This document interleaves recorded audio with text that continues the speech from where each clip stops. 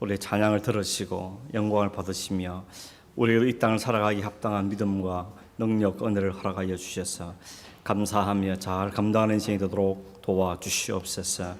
모든 것이 지나가지만 하나님의 영광만 드러나도록 도우시고 우리 주신 이 날 동안, 이 생애 동안 믿음으로 사는 자 되도록 주님 인도하여 주시옵소서. 우리의 믿음의 삶을 방해하는 모든 것들로부터 우리를 지키시고 보호하시고 능히 잘 감당해내며 넘어갈 수 있도록 우리에게 성령으로 역사하여 주시옵소서. 오늘도 이 밤에 우리를 불러주셨는데 주님 각자의 심령들 가운데 은혜를 베풀어 주시고 또 가정에서 참여하는 모든 분들께도 동일한 은혜를 주셔서 이 마지막 때에 믿음으로 승리하며 하나님 말씀으로 승리할 수 있도록 우리를 붙잡으시고 역사하여 주옵시며 주님께서 말씀으로 모든 시험을 이겼던 것처럼 우리도 주님처럼 닮아가며 승리하는 삶을 살도록 이끌어 주시옵소서. 예수님의 이름으로 기도하옵나이다. 아멘. 이사야서 61장 말씀을 하나 보겠습니다. 이사야 61장 성경 다 있으시죠? 좀 더우시면 에어컨을 켜시고, 그렇죠? 지난주도 보니까 되게 덥던데 그죠? 여름이 갑자기 온 것 같습니다. 이사야 61장 1절에서 3절까지 말씀을 같이 읽겠습니다. 주 여호와의 영이 내게 내리셨으니 이는 여호와께서 내게 기름을 부어사 가난한 자에게 아름다운 소식을 전하게 하려 하심이라. 나를 보내사 마음이 상한 자를 고치시며 포로된 자에게 자유를, 갇힌 자에게 노임을 선포하며 여호와의 은혜의 해와 우리 하나님의 보복의 날을 선포하여 모든 슬픈 자를 위로하되 무릇 시온에서 슬퍼하는 자에게 화관을 주어 그 죄를 대신하며 기쁨의 기름으로 그 슬픔을 대신하며 찬송의 옷으로 그 근심을 대신하시고 그들이 의의 나무 곧 여호와께서 심으신 그 영광을 나타낼 자라 일컬음을 받게 하려 하심이라. 아멘. 구약 성경이 모두 몇 권이죠? 39. 신약은 27. 39, 27 합해서 66 그렇게 말하죠. 구약은 어떤 언어로 했다 그랬습니까? 히브리어. 신약은 헬라어로 됐다 그랬죠. 구약 성경은 천지를 창조한 때부터 시작해서 예수님의 이를 때까지, 그죠? 예수님 오실 때까지의 일을 기록한 하나님의 놀라운 구원의 역사를 기록한 것이 구약 성경이고, 신약 성경은 약속하신 예수님께서 오신 것부터 시작해서 인류의 마지막 날까지, 그죠? 종말이 올 때까지의 일을 기록하고 있는 것이 신약 성경이다, 이렇게 말할 수 있겠습니다. 통틀어 말하면 성경은 하나님의 자기 이야기죠. 이 세상을 계획하시고 또 약속을 이루시고 우리의 인생을 마지막까지 책임지시는 그런 놀라운 이야기를 담고 있는 것이 성경의 이야기입니다. 여러분, 성경이 시작이 있고 끝이 있는 것처럼 우리의 인생도 시작이 있고 끝이 있죠. 이 세상도 시작이 있으면 끝이 있을 겁니다. 끝이 없는 게 아무것도 없죠. 영원히 지속되는 것은 없습니다. 마치 우리의 이 지구도 영원할 것 같지만 그렇지 않죠. 요즘 가면 갈수록 이 지구가 마지막이 언제 올까 염려스러운 일들이 얼마나 많습니까? 그래서 이게 멀지 않다 이런 생각이 막 드는 생각이 들어집니다. 우리는 뭐 해야 됩니까? 그 마지막 올 때까지 잘 살아야 되는 거죠. 주님께 주신 생명이 언제이든 간에 주신 사명을 잘 살다가 주님 부르실 때 수고했다 그렇게 들을 수 있도록 매일매일 하루하루를 성실히 살아가는 우리가 되어야 되겠다는 생각을 가지게 됩니다. 우리 지난 시간에 했던 걸 간단히 요약하면, 지난 시간 좀 너무 길었죠. 제가 나중에 보니까 시간 엄청 많이 갔더라고요. 오늘은 안 길도록 조심하겠습니다. 시계를 잘 보면서. 신약 성경을 문학 형식에 따라 구분을 하면 크게 복음서, 역사서, 서신서 이렇게 되어 있죠. 자, 볼까요? 복음서는 모두 몇 권이죠? 마태, 마가, 누가, 요한 4권이죠. 역사서는 사도행전 1권이죠. 그 다음에 서신서, 편지글은 모두 22권인데 크게 바울이 쓴 것과 다른 사람이 쓴 것 이렇게 나누죠. 바울이 쓴 게 13, 나머지 사람이 쓴 게 9 이렇게 해서 나눕니다. 바울이 쓴 것도 이게 두 개로 나눠놨죠. 앞에 있는 것은 교회에게 보낸 편지입니다. 갈라디아 교회에게, 에베소 교회에게 교회에 본 편지고, 오른쪽에 있는 것은 개인에게 보낸 편지죠. 빌레몬에게, 디모데에게 이렇게 보낸 편지입니다. 이 중에서도 감옥 안에서 쓴 편지가 4권 있죠. 뭡니까? 에빌골몬, 에베소서, 빌립보서, 골로새서, 빌레몬서. 이 4개를 흔히 옥중서신이다 이렇게 부르죠. 이 분류는 문학 양식에 따라서 분류하는 겁니다. 그래서 복음서, 역사, 편지 이렇게 나눈 것이죠. 오늘 우리가 공부해 보려고 하는 것은 성경이 그러다 보니까 약간 시간 순서로 이렇게 좀 섞여 있는 게 있습니다. 사복음 중에 제일 먼저 쓰인 게 뭐라 그랬죠? 마가복음이라 그랬죠. 마가복음이 제일 먼저 쓰였습니다. 그리고 바울이 쓴 편지 중에 제일 먼저 쓴 게 뭘까요? 로마서가 아니고 갈라디아서 뭐 이런 식이죠. 그래서 그러면 그 편지는 언제 어떤 상황에 써졌는가 하려면 어디를 연결시키는가 하면 다 사도행전에 포함되는 거잖아요. 바울이 쓴 거니까. 그래서 바울이 사도행전을 쭉 이어가는데 그 사도행전 사이사이에 어디에 이 서신서가 기록됐는지 누가 뭐 어떤 목적으로 어떤 내용으로 이것을 연결하면 혹시 우리가 하나님의 말씀을 이해하는 데 좀 이해가 쉽죠. 예를 들어서 갈라디아서 그러면 갈라디아서는 바울이 그 복음 전하면서 오자마자 그 들어온 뒤에 따라 들어온 이단들 때문에 신앙의 갈등을 겪고 특별히 이 구원의 문제에서 갈등하는 성도들 격려하고 바로잡아주고 하기 위해서 쓰여진 것이다. 이런 백그라운드를 이해하고 보면 갈라디아서 볼 때 그런 말을 접근하게 되는 거죠. 그런 것처럼 오늘 이 공부하면서 그런 점에 좀 착안을 해서 공부를 하면 좋겠다는 생각이 듭니다. 복음서는 마가, 마태, 누가, 요한 순서로 기록되어 있죠. 사도행전은 크게 15장을 기점으로 전반부와 후반부로 나눕니다. 15장이 무슨 일이 있었죠? 예루살렘 종교회의가 벌어진 날입니다. 사도 바울이 1차 전도회를 마치고 난 다음에 돌아왔죠. 돌아온 다음에 어떤 일이 벌어지는가 하면 바울이 막 다니면서 복음을 전했는데 유대인만 믿는 게 아니고 이방인들도 막 예수를 믿으니까 복을 받아들이니까 그렇게 교회들이 막 이제 유대인과 이방인 섞인 교회들이 막 생기기 시작했습니다. 그런데 어떤 문제가 생긴가 하면 유대인들 중에는 철저하게 율법을 지켜야 된다. 그래서 할례를 반드시 받아야 된다. 이렇게 강하게 주장하는 사람이 있었던 거죠. 그러다 보니까 사람들 사이에 논쟁이 된 겁니까? 진짜 이방인들도 유대인처럼 할례를 받아야 되고 또 율법을 다 지켜야 되는 것인가 하는 것 때문에 이게 논쟁이 생기는 겁니다. 왜냐하면 바울이 전도하면서 말하는 거 하면 오직 예수 그리스도, 예수를 믿는 믿음으로 우리가 구원받는가 하는 것을 강조했기 때문에 여기에 충돌이 생기니까 이게 어떻게 해야 되는가 하고 문제가 생기게 된 겁니다. 그래서 예루살렘에 야고보를 중심으로 회의가 벌어진 종교 회의가 벌어진 겁니다. 요즘식으로 말하면 여러분 총회가 벌어집니다. 그 총회에서 재판을 하는 겁니다. 문제가 올라왔기 때문에 그때 바울과 바나바는 안디옥에 북쪽에는 안디옥에 있었지만 그 회의에 참석하기 위해서 일부러 이 예루살렘에 오게 되죠. 그게 와서 종교 회의가 벌어지는데 그 결론이 어떻게 나오는가 하면 이방인들에게는 할례나 율법을 억지로 매이지 말자 것입니다. 왜냐하면 예수 그리스도의 믿음으로 구원받는 것이 할례를 받아야 구원받는 건 아니다 하는 것을, 할례를 받는 것은 하나님의 백성됨의 인치를 표현했던 것이 그게 구원의 조건은 아니다는 것, 하나님의 백성의 의미라는 거죠. 마치 오늘 우리식으로 말하면 할례는 뭐가 연결되죠? 유아 세례와 연결되죠.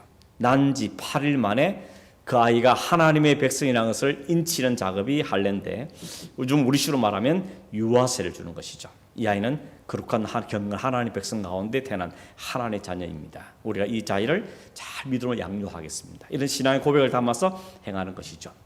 그런 것들이 하게 되는데 그래서 이 결과로 뭔가 하면 그런 율법과 할례를 강요하지 말고 4가지만 금했습니다. 그 4가지 뭔가 하면 우상을 금한다. 두 번째는 음행은 안 된다. 세 번째 뭐죠? 목매어 죽인 것은 먹으면 안 된다. 그 다음에 핏째 먹으면 안 된다. 이렇게 4가지를 금했습니다. 그게 결정된 게 이 종교회의였는데 그 이후로부터 어떻게 됐을까요? 결과는 자유하게 되는 거죠. 우리가 율법과 할례에 매이지 않고 예수 그리스도의 복음으로 우리가 구원받는 거다 하는 것이 자유로워지고 그 일을 계기로 이제 더 많은 이방인들에게 복음이 확산돼가는 중요한 계기가 된 게 15장에 있는 예루살렘 종교회의였습니다. 그래서 그걸 기점으로 그 지금까지는 교회 시대 이렇게 표현하고 그다음 그 16장부터는 복음이 더 확산되는 과정을 설명하기 때문에 선교 시대다 이렇게 이야기하죠. 그걸 합해서는 그것은 성령의 시대다 이렇게 표현한다는 것이죠. 그리고 그 사이에 이제 사이사이에 편지들이 이렇게 들어가겠죠. 이걸 보시면 되겠습니다.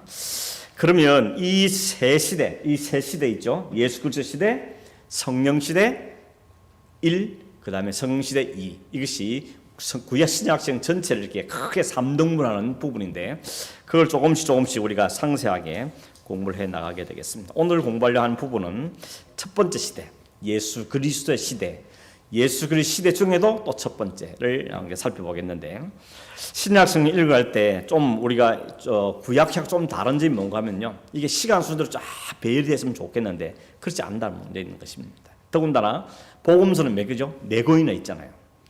한 예수님에 대한 이야기를 4사람이 각기 바라본 관점으로 썼기 때문에 근데 읽어보면 여러분 보시면 알겠지만 어떤 거는 비슷하고 어떤 거는 좀 안 맞기도 하고 이름이 약간 틀리기도 하고 이게 막 헷갈리기 생깁니다. 그래서 이거를 쫙 펼쳐놓고 그죠? 쫙 펼쳐놓고 시간 순서대로 딱딱딱 끼워 맞추는 겁니다. 그래서 시간 순서대로 차근차근 읽어가면서 예수님이 어린 시절 어떻게 했고 그다음 어디에 갔고 어디를 가서 어떻게 하고 하는 것을 정리하면서 예수님의 행적을 한번 쭉 훑어가는 그런 작업을 해보려고 하는 것이죠. 그 이런 뒤에 표 이거 들었죠? 표.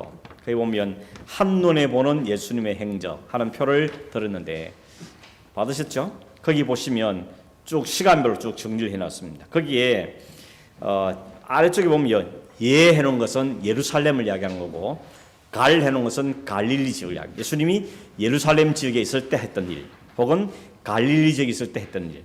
지도도 있죠. 갈릴리 지역 어디였습니까? 저 위쪽 지역, 그죠? 위쪽 지역이 갈릴리 지역이에요. 그게 뭐 나사렛도 있고 그죠? 그 갈릴리 지역이 있었죠. 초기 예수님 주로 활동했던 지역이죠. 아래쪽에는 예루살렘 중심한 유대 지역인데 거기는 예수님이 주로 후반기에 사역을 많이 했던 곳입니다. 그래도 왔다 갔다 하십니다. 그래서 성경에 보면 갈릴리로 갔을 때, 뭐 가브나움을 갔을 때, 뭐 시돈을 갔을 때, 데가볼을 일대 할 때, 여러분 지도책을 딱 성경책 안에 지도 딱 넣어놨다가 확인하면서 예수님이 이렇게 갔구나, 여기 가셨구나, 일로 오셨구나 이런 것들 확인해가면서 공부를 하면 좋겠다 생각이 들고 이 시간 순서에 따라서 진행된다는 것을 보시면서 참고를 하시기를 바랍니다. 사도행전도 마찬가지예요. 이게 첫 번째 난제는 이 복음서를 시간 순서를 어떻게 배열할 것인가 이게 좀 문제고 두 번째는 사도행전과 서신을 어떻게 연결할 것인가 이런 문제인데 그런 것도 역시 나중에 차근차근 공부를 해보도록 그렇게 하겠습니다. 누가복음 4장에 보면 예수님께서 거기 보면 어떤 이야기가 나오는가 하면 이 세례요한에게 세례를 받으시고 그 다음에 광야로 가셔서 40일 금식을 하시고 그 다음에 사탄에게 시험도 받으시고 그런 다음에 어떻게 합니까? 다시 고향으로 가십니다. 나사렛으로 자란 고향으로 가시죠. 고향에 가셔서 예수님은 안식일마다 회당을 찾습니다. 이건 유대인들이라면 누구나 하는 거죠. 회당과 성전의 차이가 뭐죠, 여러분? 성전은 제사가 드려지는 곳이 성전이고 회당은 성전은 아니지만 유대인들이 모여서 회의도 하고 뭐 예배도 드리고 공부도 말씀 공부도 하고 하는 지역으로 사용되는 것이 회당이었습니다. 그러니까 한국 성도들이 해외 어디 가도 10명만 되면 교회부터 세우잖아요. 그런 것처럼 유대인들은 한 10명만 모여도 회당을 세웁니다. 그래서 거기서 정기적으로 말씀을 가르치죠. 근데 어떻게 가르치는가 하면 그 회당에는 회당장이 있습니다. 회당장이 있는데 회당장이 늘 저처럼 목사가 계속 설교하는 게 아니고 돌아가면서 그 지인 사람 돌아가면서 성경 요즘처럼 이렇게 책으로 안 됐잖아요, 그죠? 두루마리로 돼 있잖아요. 두루마리 하나를 뽑아가지고 펼쳐서 읽고 거기에 대해서 또 설명도 하고 이렇게 했던 것이 당시 모습입니다. 예수님도 자기 당신의 차례가 돼서 이제 성령 회당에서 자라서 앞에 섰습니다. 사람들이 예수님의 소문을 좀 들었겠죠. 나사렛에서 30년 자랐는데 목수의 아들로 쭉 자라다가 어느 날 갑자기 사라졌어요. 보니까 들어보니까 세례요한의 세례를 받았다. 광야에 40일 금식을 했다더라.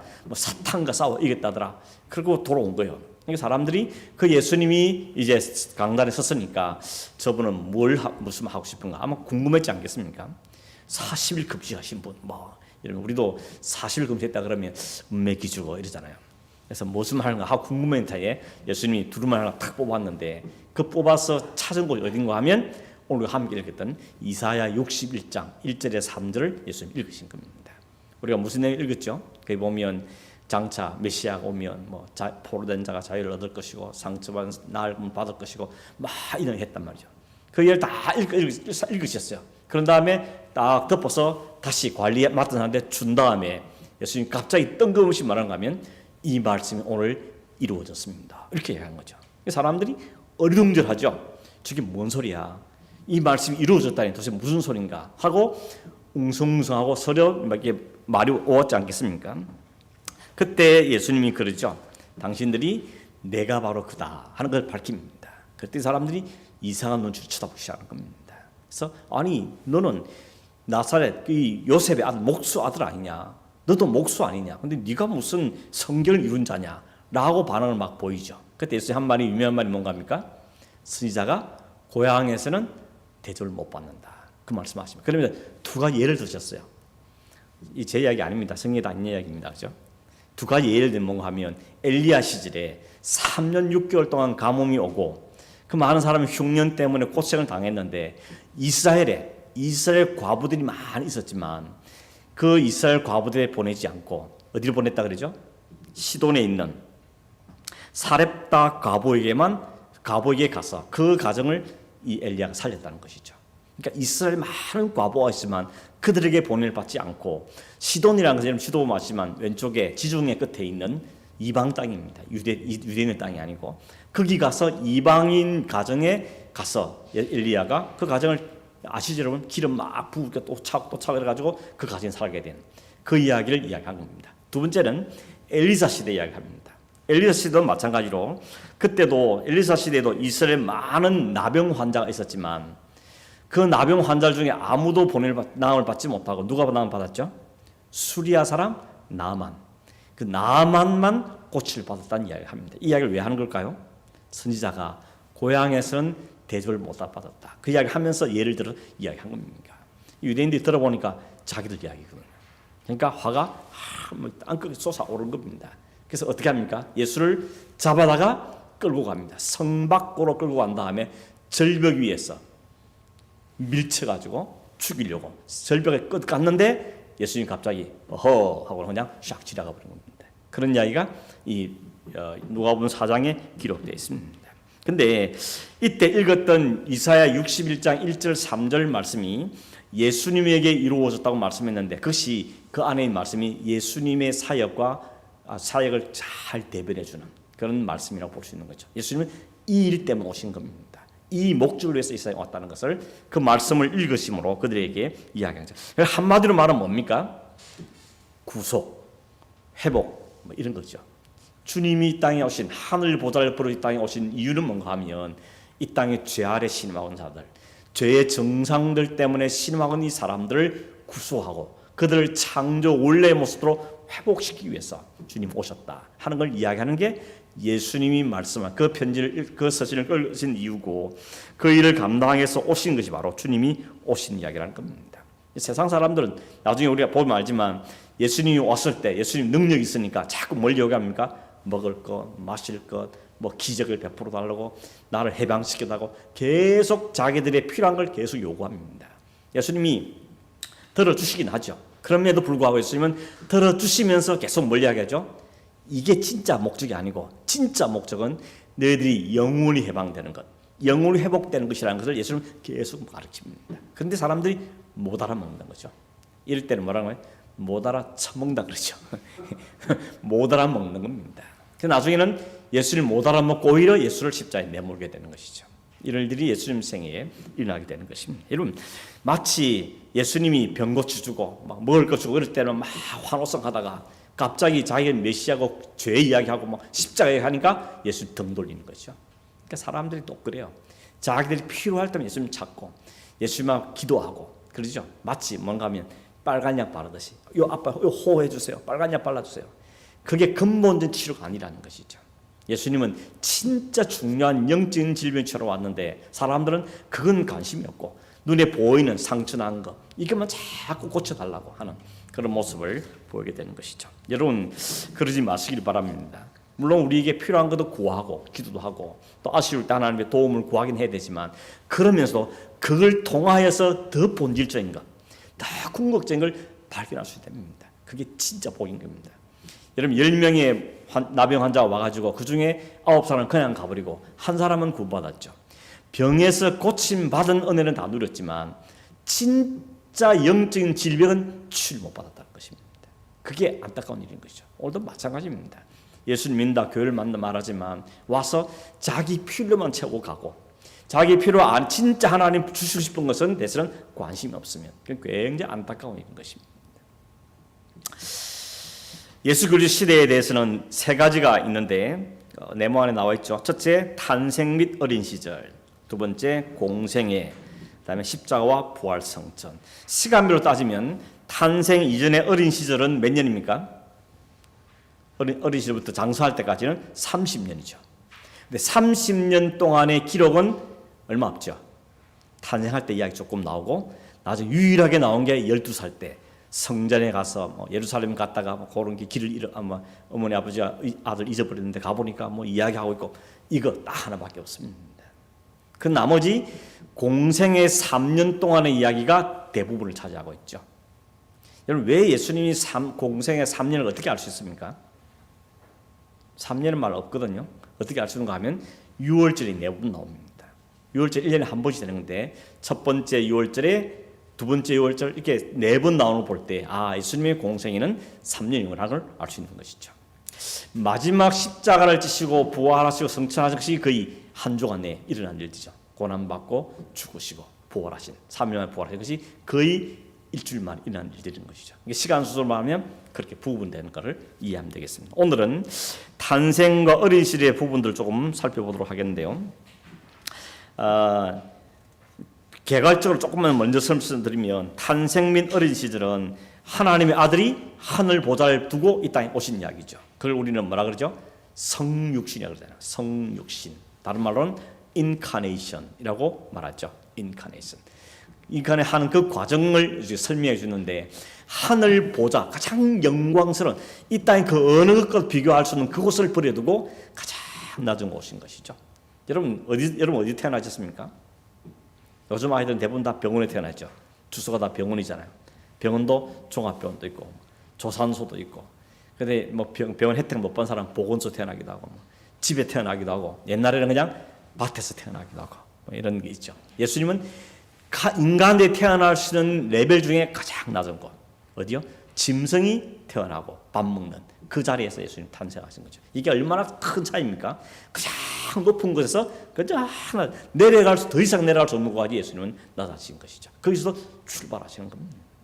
예수님의 그 존귀하신 왕 되심과 비교해서 완전히 천한 가장 낮은 자리까지 주님께서 오셨습니다. 이유가 뭐라고요? 우리 때문에 우리를 살리기 위해서 주님이 가장 낮은 곳까지 내려오신 것이죠. 주님께서 이 땅에 그렇게 인간 오신 이유가 뭡니까? 그 30년 동안은 뭘 경험하신가 하면 인간이 겪을 수 있는 모든 과정을 다 겪으시죠. 태어나시고 자라시고 또 목수일 하시고 그러면서 인간이 겪는 모든 과정을 다 겪으십니다. 그래서 히브리서 4장 15절은 그랬죠.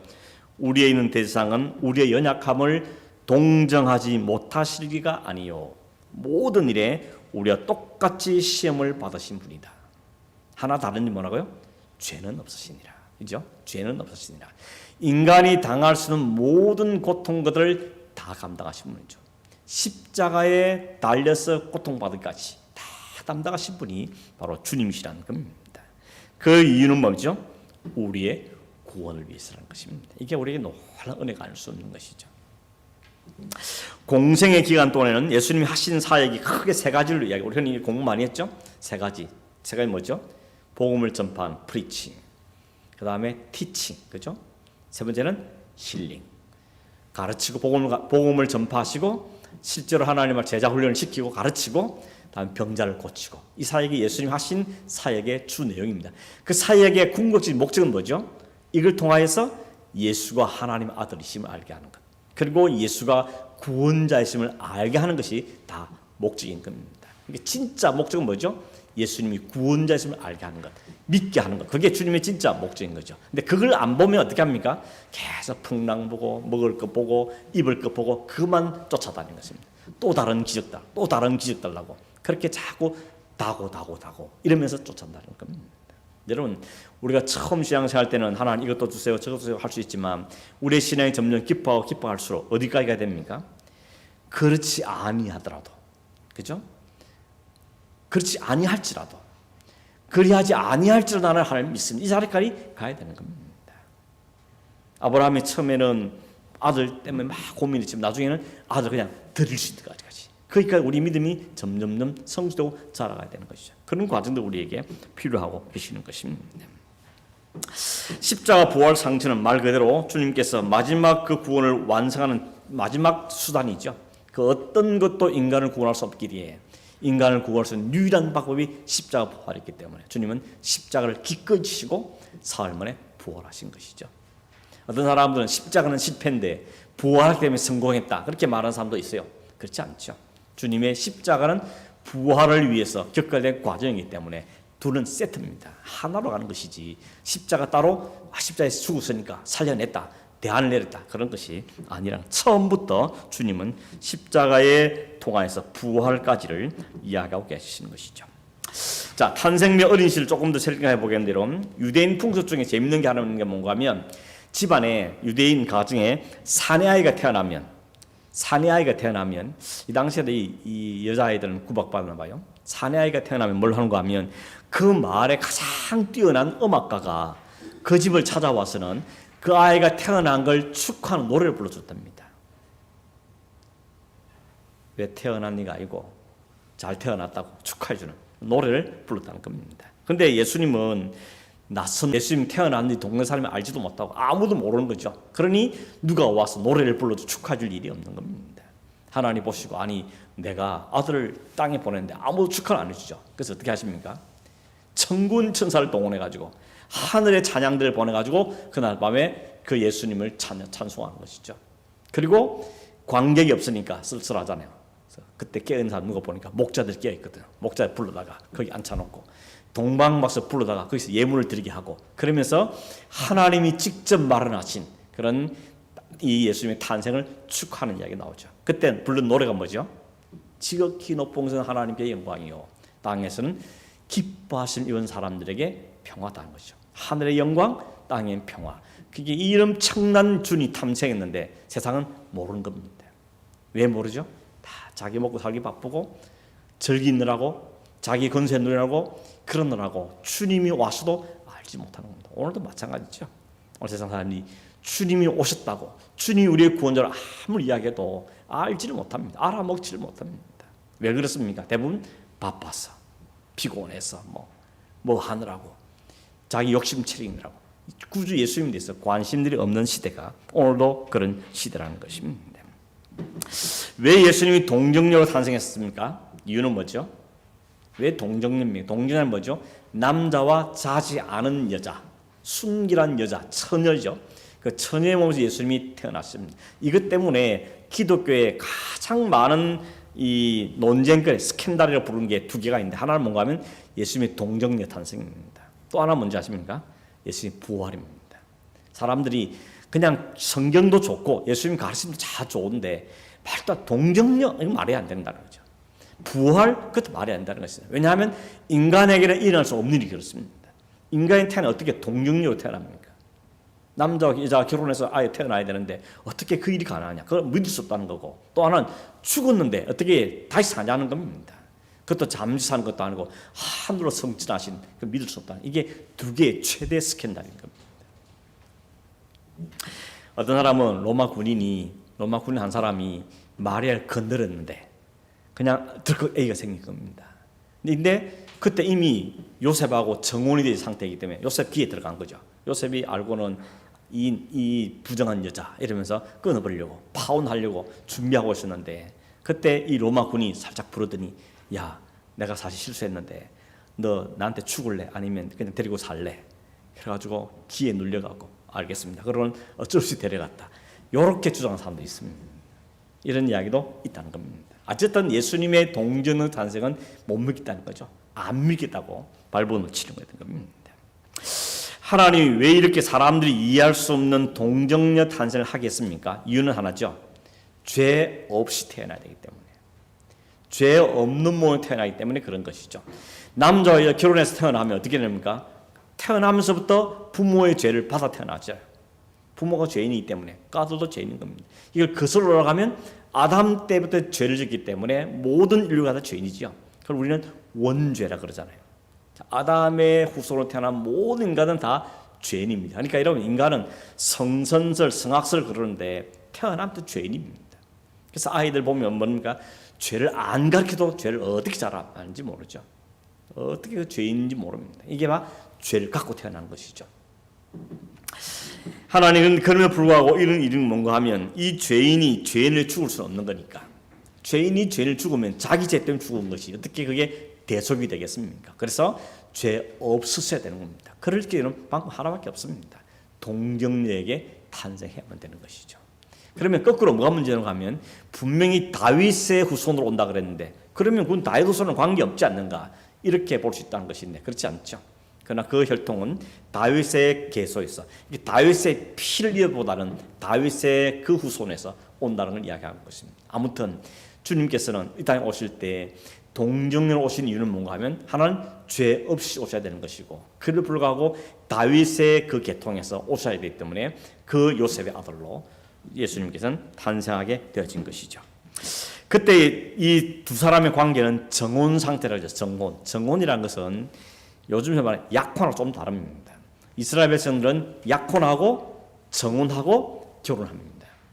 약혼이라는 것은 우리 진짜 말하는 그대로 그냥 약속하는 거죠. 우리 결혼하자. 네 아들, 우리 딸 서로 결혼시키자. 이런 약속하는. 이때는 얼마든지 파혼이 가능합니다. 그런데 나이가 좀 자랐을 때 이제 정혼을 하면 아직 부부는 된 게 아니지만 법적인 부부와도 결혼이 같습니다. 같이 살지는 않지만 부부입니다. 이때는 헤어질 수 없습니다. 헤어지는 방법은 딱 하나밖에 없습니다. 둘 중에 하나가 그 음행을 저질렀을 때 그때만 헤어지지 그 외에는 헤어질 수 없는 상태인 거죠. 이미 법적으로 부부가 같은 겁니다. 그리고 결혼이라는 것은 이제 남자가 시간 되었을 때가 되었을 때 직장을 갖고 가서 여의를 치르고 여의를 자집으로 데려오는 거죠. 이 결혼인데 지금 이 요셉과 마리아의 사이는 정혼 관계에 있었던 겁니다. 그래서 그러잖아요. 요셉이 알고는 자기 아내를 막 된 그 마리아에 대해서 그걸 막 두려워하니까 천사가 와서 그러죠. 네 아내 데려오기를 두려워하지 말라 그럽니다. 네 약혼녀, 정혼녀를 말하지 않고 네 아내라 그러거든요. 이미 아내인 법적인 아내이기 때문에 네 아내 데려오기를 두려워하지 말라고 말씀하는 것을 볼 수 있는 겁니다. 예수님이 탄생하실 때 마태복음과 누가복음에는 그 예수님의 족보가 먼저 딱 기록되어 있습니다. 그 족보는 약간 다르죠. 이렇게 표를 보시면 마태복음에 있는 족보는 아브라함과 다윗의 자손 해가지고 쭉 시작돼서 예수님까지 오고 누가복음은 예수님부터 거슬러 거꾸로 올라가죠. 어디까지 거슬러 올라가죠? 아브라함을 뛰어넘어서 하나님까지 아담까지 쭉 거슬러 올라가게 되는 걸 볼 수 있습니다. 약간의 이 편지를 받는 대상들의 차이점으로 말할 수 있고 이 두 개의 차이점은 여기 설명한 것처럼 이 마태복음은 누구에게 써지는가 하면 유대인들 보라고 유대인들에게 예수가 하나님의 아들인 것을 설명하기 위해 쓰인 책이 마태복음인 겁니다. 그러니까 마태복음 읽어보면 여러분 내용도 길고 그 안에 구약 이야기가 많이 나옵니다. 구약 인용도 많고 그리고 거기에 보면 아브라함, 다윗 이런 강조가 많습니다. 왜냐하면 유대인들이 자기들이 아브라함과 다윗의 후손은 굉장히 프라이드를 자부심을 갖고 있기 때문에 너희들이 그렇게 자부심 가진 그 아브라함, 그 다윗 후손이 오시는 그 메시아가 바로 이분이다 하는 것을 알려주기 위해서 아브라함과 다윗의 자손의 후손이라 그러면서 쭉 하면서 예수 그리스도를 이야기하는 거죠. 예수 그리스도가 바로 아브라함과 다윗의 후손으로 오신 분이라는 것을 강조하는 겁니다. 이 사람은 구약도 중력이죠. 그 사람들은 아브라함과 다윗이 중요하기 때문에 이렇게 시작을 하고 있는 것입니다.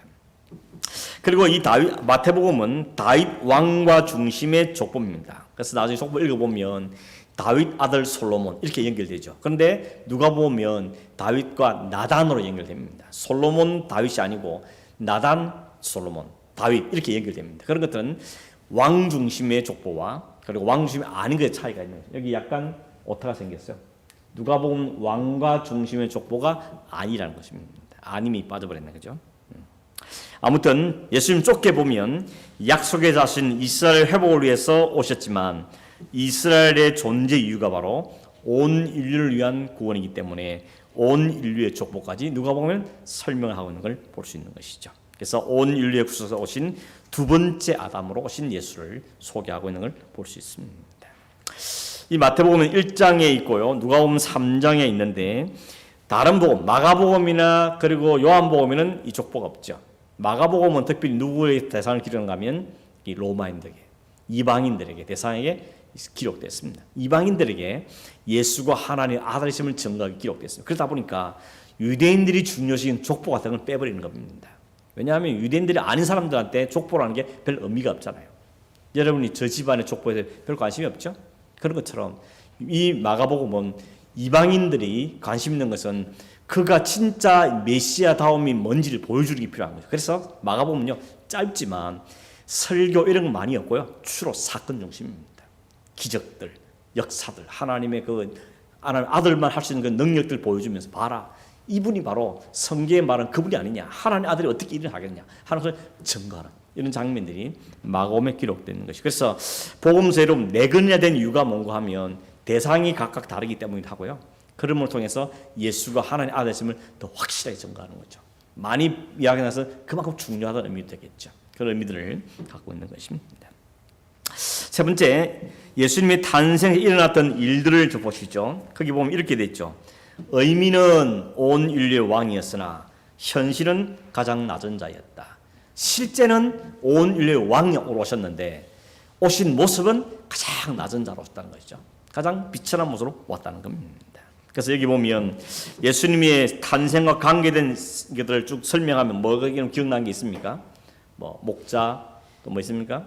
베들레헴, 성탄절, 또 뭐 있습니까?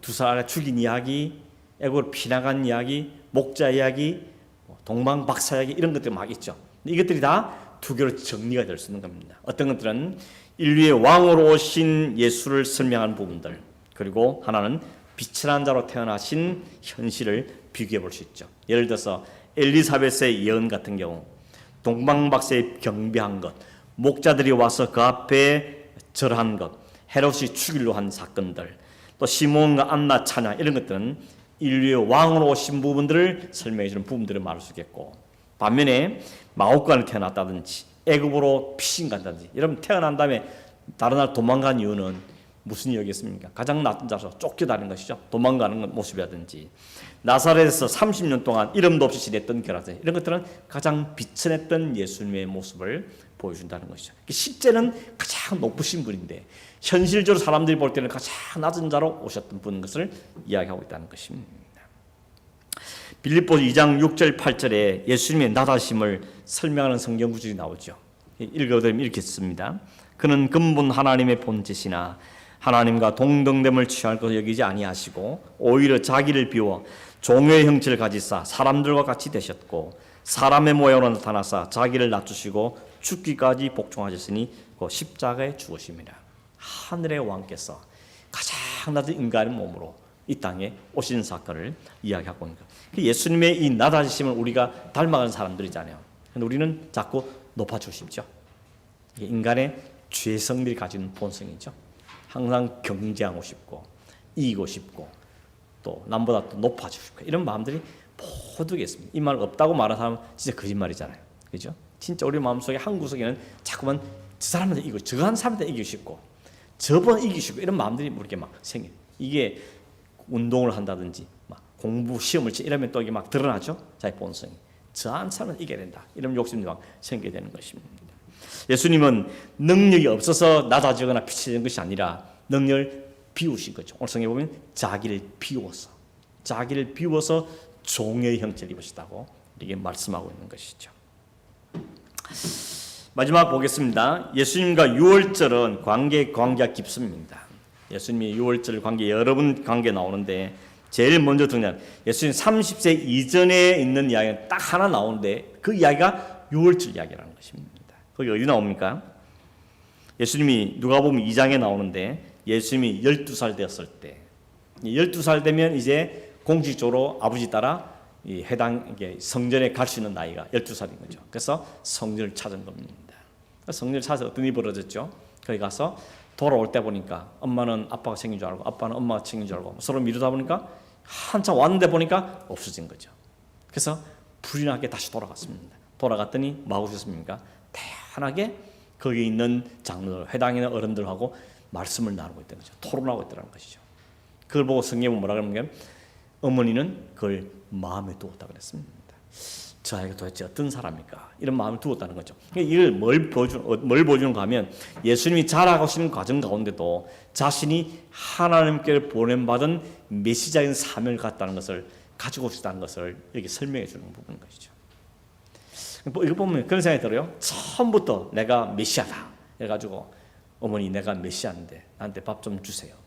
젖을 갖다 바치세요. 뭐 이러지는 않은 것 같아요. 그냥 어린 시절 똑같이 유년 시절을 지내고 아버지 목소리를 도우면서 지냈지만 그렇지만 그런 삶을 살면서도 자신이 하나님께 본을 받은 메시아의 삶을 받았다는 것을 문득문득 기억하면서 사셨다는 것을 짐작해 볼 수 있는 겁니다. 이걸 보면 그런 생각이 들었어요. 우리는 똑같이 일상의 삶을 삽니다. 아침 일어나서 밥 먹고 직장 가고 혹은 주부일 하고 마트 일하고 또 공부도 하고 또 일상의 삶을 다른 별 다를 바 없는 일상의 삶을 살고 있습니다. 근데 이런 그 일상의 삶을 살면서도 우리는 특별히 하나님께로 본을 받은 사람이라는 것, 그리고 하나님의 살아야 할 사람들인 것, 하나님의 삶에 살아야 할 원리가 있다는 사실을 우리는 늘 리마인드하며 살아야 되는 것이죠. 그 시간은 어떤 시간입니까? 아침에 말씀 읽는 시간, 기도하는 시간, 혹은 주일 예배를 드리면서 우리는 우리의 아이덴티티를 다시 확인하는 겁니다. 이 세상에 똑같이 살지만 똑같이 일하고 똑같이 밥을 먹고 똑같이 운동을 하고 똑같이 살지만 그러나 삶의 그 사는 이유와 목적이 다른 거죠. 그걸 우리가 문득문득 확인하면서 사는 겁니다. 이 확인이 없으면 안 됩니다, 여러분. 매일매일 살면서 내가 맞아 하나님의 백성이지, 내가 하나님 영을 사는 사람들이지, 내 생명이 하나님 주신 것이지, 이렇게 하나님 은혜로 사는 것이 하는 것을 우리는 매일같이 순간순간 확인하며 살아야 되는 겁니다. 24시간 늘 기도하며 살기가 어렵죠. 그러나 기도할 때마다 하루 3번 기도할 때 이 양식이 하나님께로 왔다는 것을 깨닫고 아침에 기도할 때 내 생명이 하나님께서 고백하고 하루를 마감할 때 하나님 내 인생을 지키심을 확인하고 그러면서 우리의 인생이 하나님 손에 있다는 것과 하나님의 영광을 사는 존재들을 확인해 산다는 거죠. 예수님이 이 사건은 그걸 보여주는 것이죠. 예수님 자라는 과정에서도 똑같이 평범하게 살았지만 그러나 예수님은 자라가면 점점점 더 선명하게 하나님을 본인을 받은 그 메시아의 소명을 확인하며 사셨던 것이 아니겠는가 하는 것을 알 수 있는 것이죠. 그 세상은 뭡니까? 그 겉모습 보기 때문에 예수님 메시아라 그러니까 네가 무슨 메시아냐, 목수의 아들이 아니냐, 너는 부모 형제가 다 있는데 뭔 소리 하냐 라고 이야기했잖아요. 그러나 예수님은 자신이 메시아심을 드러내게 되는 것이죠. 우리는 오늘 이 마지막 말씀 맺으면서 우리가 도전받아야 될 것은 바로 그건 같습니다. 예수님께서 이 땅에 오실 때부터 자신의 사명을 갖고 오셨던 뿐만 아니라 자라는 모든 과정과 마지막 순간까지 아버지 하나님께 받은 그 사명을 이룬 삶을 살았다는 것. 그래서 사명이 다하는 날 가는 거죠. 그래서 어떤 분은 그랬잖아요. 그냥 없어지는 줄 말고 달아지는 존재가 되면 좋겠다. 이런 표현을 했었습니다. 그러니까 주를 위해서 열심히 살다가 주님 부르신 날 기쁘게 털고 그냥 가는 것이 우리의 인생이라는 것이죠. 그러려면 부끄럽지 않게 매일매일 확인하고 또 확인하고 점검하고 하나님의 백성들의 삶을 살아가는 것이 바로 우리의 삶이 되어야 되겠다는 생각을 갖게 되어집니다. 한번 기도하고 마치겠습니다. 고마우신 하나님 아버지, 주님께서 이 땅에 오신 부분들을 우리가 이 저녁에 살펴보았습니다.